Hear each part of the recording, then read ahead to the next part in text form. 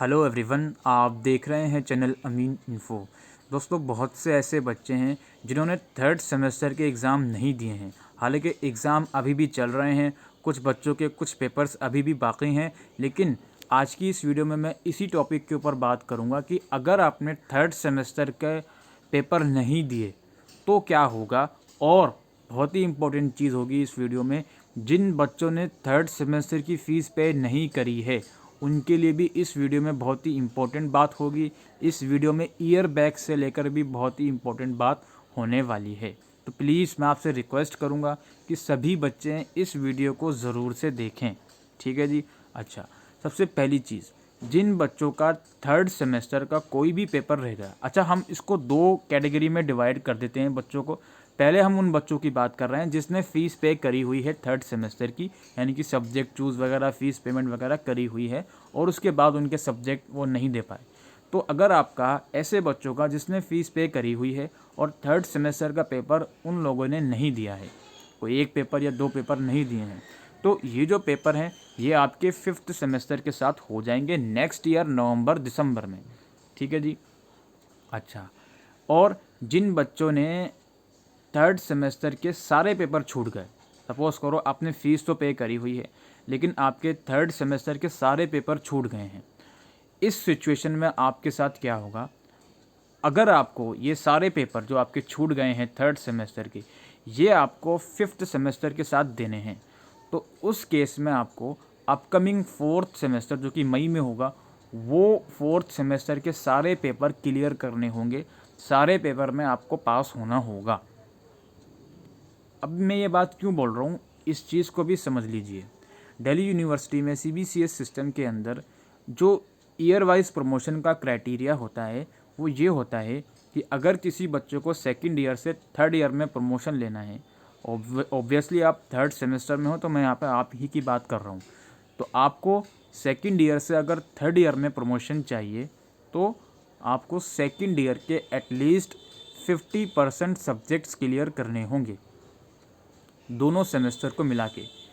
यही एक रीज़न है कि मैंने अभी थोड़ी देर पहले आपको कहा कि ऐसे बच्चे जिनके थर्ड सेमेस्टर के सारे पेपर छूट गए, तो उनको अगर वो चाहते हैं उनकी ईयर बैक ना लगे, वो थर्ड सेमेस्टर का पेपर फिफ्थ सेमेस्टर के साथ दे दें, तो उनको क्या करना होगा, फोर्थ सेमेस्टर जो आने वाला है, इस फोर्थ सेमेस्टर के सारे पेपर उनको क्लियर करने होंगे। तभी जाकर वो फिफ्थ सेमेस्टर में प्रमोट होंगे और फिफ्थ सेमेस्टर के साथ जो इनके थर्ड सेमेस्टर के सारे पेपर छूटे हैं वो दे पाएंगे। और ऐसे बच्चे जिनके थर्ड सेमेस्टर के एक या दो पेपर छूटे हैं, उनको भी इस चीज़ का ध्यान रखना पड़ेगा कि ये जो एक दो पेपर उनके छूटे हैं, ये एक दो पेपर फिफ्थ सेमेस्टर के साथ हो जाएंगे, प्रोवाइडेड कि उनको थर्ड और फोर्थ सेमेस्टर दोनों को मिलाकर 50% सब्जेक्ट क्लियर करने होंगे। यानी कि अगर आपका ऑनर्स कोर्स है तो आपको 5 सब्जेक्ट तो एटलीस्ट क्लियर करने होंगे सेकेंड ईयर में, सो दैट आप थर्ड ईयर में प्रमोट हो जाओ।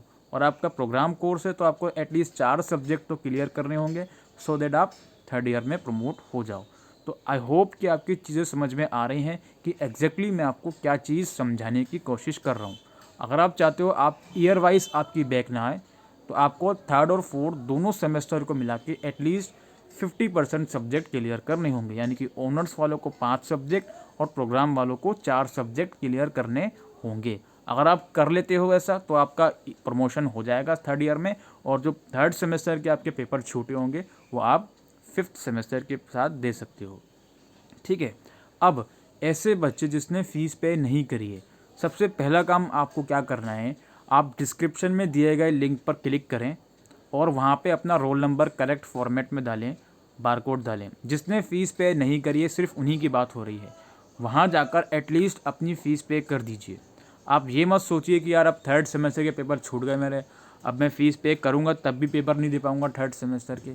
प्लीज़ आप फ़ीस पे करिए। फ़ीस पे करने से क्या होगा कि आप फोर्थ सेमेस्टर के पेपर दे पाओगे। अगर अभी आप थर्ड सेमेस्टर की फ़ीस पे नहीं करते हो तो एक चीज़ दिमाग में बैठा लेना कि फोर्थ सेमेस्टर में भी वो लोग आपको अपीयर होने नहीं देंगे। समझ गए बात। तो यही एक रीज़न है कि अगर आप थर्ड सेमेस्टर की फ़ीस पे नहीं करते हो तो आपको क्या होगा कि फोर्थ सेमेस्टर का भी आप पेपर नहीं दे पाओगे, फिर आपको ये पूरा साल रिपीट करना पड़ेगा, यानी कि ये पूरा साल आपका वेस्ट हो जाएगा।